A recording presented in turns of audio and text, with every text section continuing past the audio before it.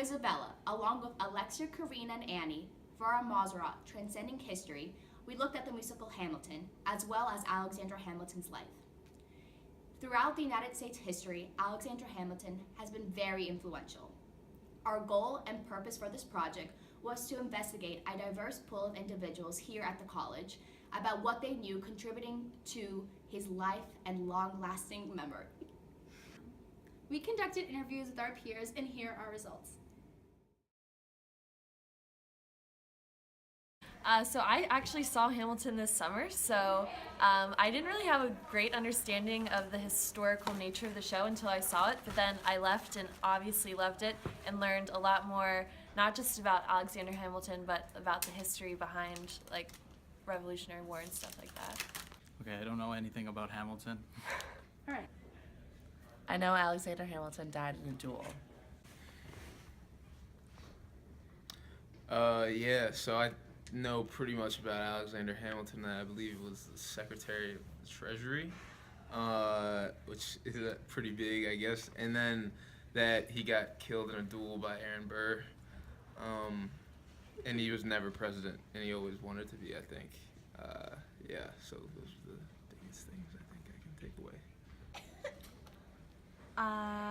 Hamilton, I know the soundtrack.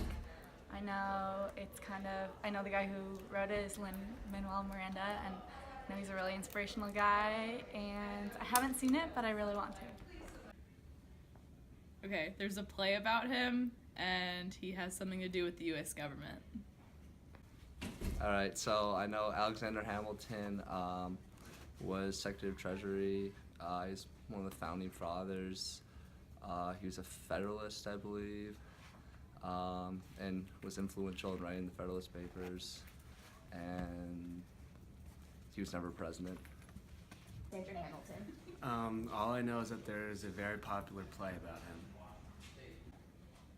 I have not seen the musical Hamilton, but I've listened to the soundtrack a lot, and the soundtrack is really good, and it talks a lot about Hamilton's life and how he started the new nation. I think he invented the telephone. Maybe. Alexander Hamilton was a founding father. He was an author of the Federalist Papers. He was Secretary of Treasury under George Washington. He was the father of the First National Bank. He started a party with Madison after against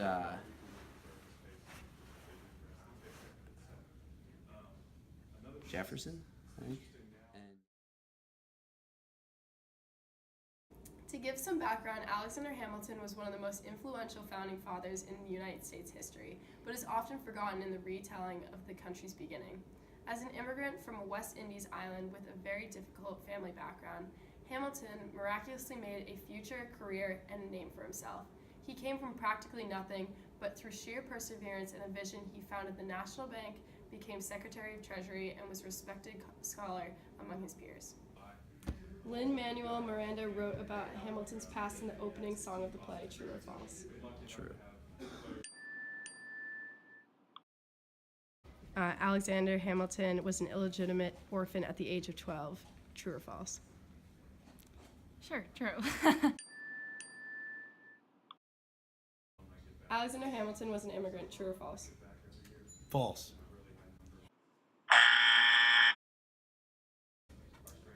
Alexander Hamilton had a strong relationship with his parents. True or false?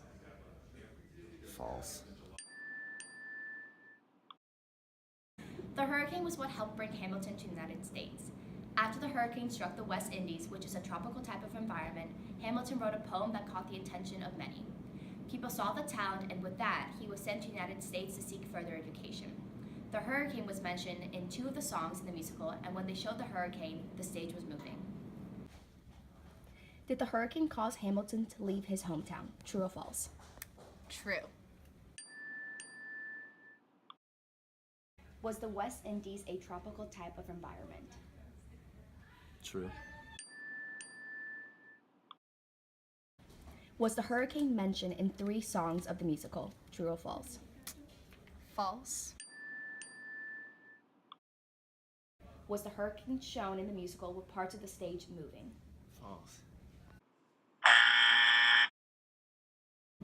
When Alexander Hamilton was a teenager, he began to educate himself through the books in his family's library. He caught the attention of American scholars who decided to pay for his trip to the United States. He arrived in New York and enrolled in an academy. At 19, he applied for college. Originally, he wanted to go to Princeton, and he drafted a proposal to the school in which he would finish in 2 years instead of 4. Princeton did not accept this, denying his entry. Instead, he attended King's College. This was the first time Hamilton had heard of Aaron Burr. Burr had gone to Princeton in his early teenage years and finished before Hamilton had even started King's College. This was the beginning of their constant battle. He had never attended Princeton because he was too ambitious in finishing his education in 2 years. True or false? True. Was he brought to the U.S. by scholars? True or false? False. He first heard of Aaron Burr because they went to college together. False.